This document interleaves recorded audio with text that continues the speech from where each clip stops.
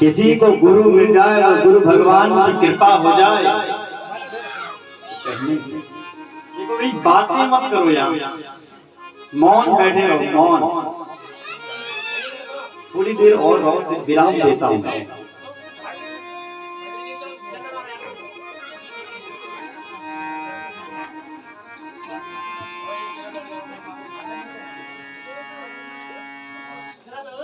बोले कृष्ण कन्हैया लाल की जय।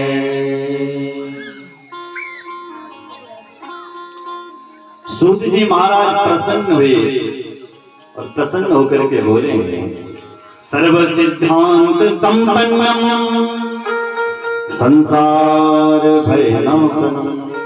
ऐ ऋषियों, तुमने जब गुरु भगवान की इतनी महिमा गाई है, तो अब मैं तुम्हें सारे शास्त्रों का सार सुनाऊंगा, उसके आप सावधान होकर के सुनिए। सर्व सिद्धांत संपन्नम संसार भय नाशनम, जो संसार भय से ही तुम्हें मुक्त कर दे, मैं तुम्हें ऐसा शास्त्र सुनाने वाला। सुनाइए महाराज, कैसा शास्त्र सुना रहे हैं, सुनाइए, हम सावधान हैं। तो बोल पड़े क्या? काल ब्याल मुख त्रासा, त्रास निर्णास ये तबे, श्रीमद् भागवतम शास्त्रम कलोकीरेण भासितम। काल व्याल मुखग्रासः, संसार में जिसने जन्म लिया है उसकी मृत्यु सुनिश्चित है। क्यों? क्योंकि संसार का धर्म है कि संसार में जन्म लो और मरो। गीता में भगवान स्पष्ट कहते हैं, संसार में जो आया है अर्जुन उसका जाना सुनिश्चित है। यहाँ भी वही बात लिखी है, काल रूपी ग्रास ये खड़ा है, यहाँ तो सबको जाना पड़ेगा। पर फिर भी यदि कोई अपनी मृत्यु को मंगलमयी बनाना चाहे, दिव्य बनाना चाहे, तो उसको क्या करना चाहिए? तो भागवतकार ने कह दिया क्या करना चाहिए। श्रीमद् भागवतम शास्त्रम कलौकीरेण भासितम। एक कलयुग के मनुष्यों, एक कलयुग के प्राणियों, यदि तुम अपनी मृत्यु को मंगलमयी बनाना चाहते हो तो श्रीमद् भागवत शास्त्र को सुनो। शास्त्र ये क्या चीज है? बोले शास्त्र है ये। शास्त्र का अर्थ क्या होता है? बोले शासनात्रायते शास्त्र, जो शासन करता है उसका नाम शास्त्र।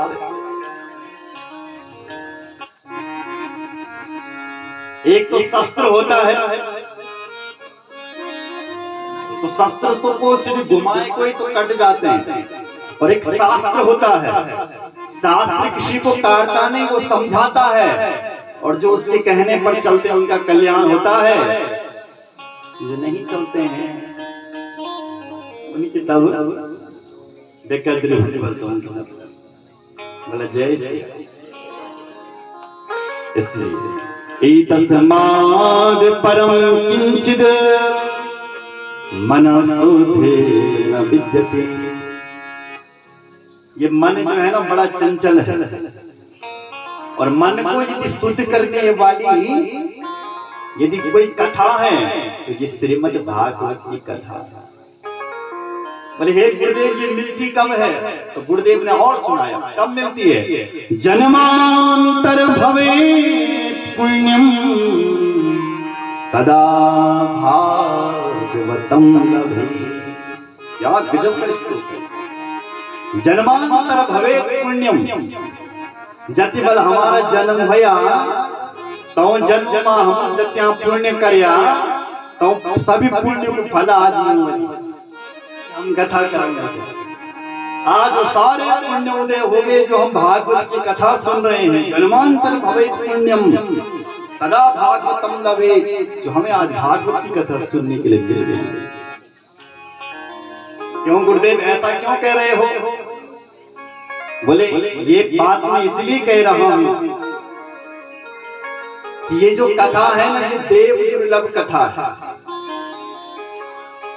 सुखदेव जी जब परीक्षित को कथा सुना रहे थे शुकताल में, तथा के देवता आया तरफ देवते पता चली कि भागवत की कथा होने लगी, तो देवता भाजा और अकेले नहीं आए, अपना सब कुछ लेकर के आए। और देवताओं का सब कुछ क्या है? सुधा कुंभम गृहीत्वा देवास्तत्र समागमन।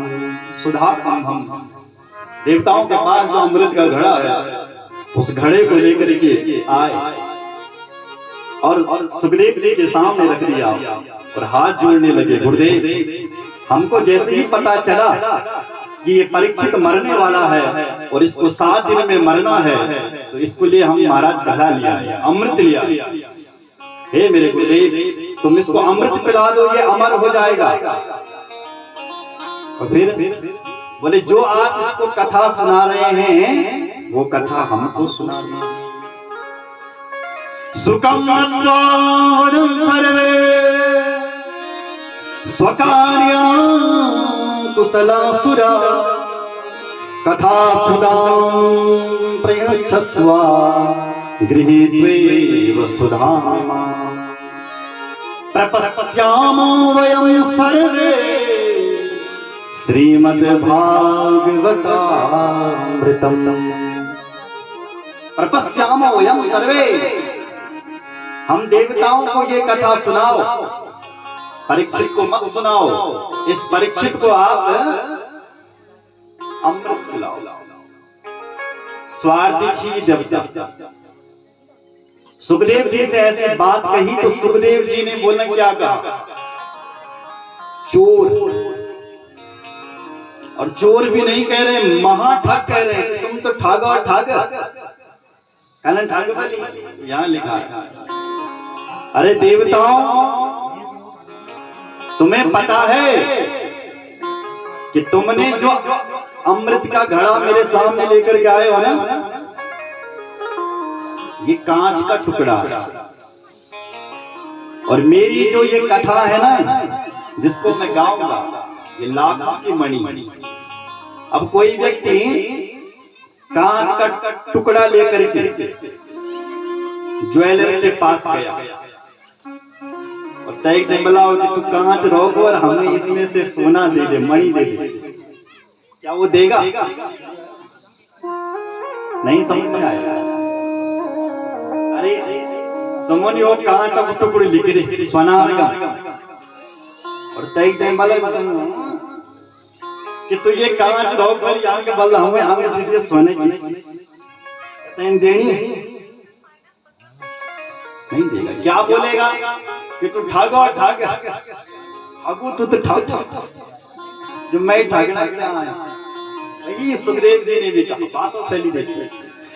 वसुधा को कथा लोके वका जहां को मणिर्महान ब्रह्मरातो विचार एवं तदा देवं जहां सहा। हे देवताओं, तुम्हारा जो ये अमृत है ये कांच का टुकड़ा है, और मेरी जो ये कथा है ये लाखों की मणि है। इसलिए मणि के सामने ये कांच का टुकड़ा क्या? विनिमय तो बराबर की वस्तु का होना चाहिए, पर कांच और सोने में क्या बराबर का? इसलिए तुम जीरो हो, भागो यहां से। अर्थात सारे देवताओं को भगा दिया महाराज, पर ये कथा नहीं सुनाई। बोलो भागवत भगवान की जय। अभक्तास्ताश्च विद्या न ददो स कथामृतम् श्रीमद् भागवती वार्ता सुराणामपि दुर्लभा। लिखा है अभक्तास्ताश्च विद्याया न ददौ स कथामृतम्। सुखदेव जी ने देवताओं को ये कथा नहीं सुनाई और सारे देवताओं को भगा दिया। श्रीमद् भागवती वार्ता सुराणामपि दुर्लभा। सुर कहते हैं देवताओं, इसलिए देव दुर्लभ ये कथा है जो आप सुन रहे हो। बोलो जय सिया राम। देवताओं को जैसे ही डांटा तो देवता अपना गुड़ जी गम गया, सब अपने स्वामी के पास गए।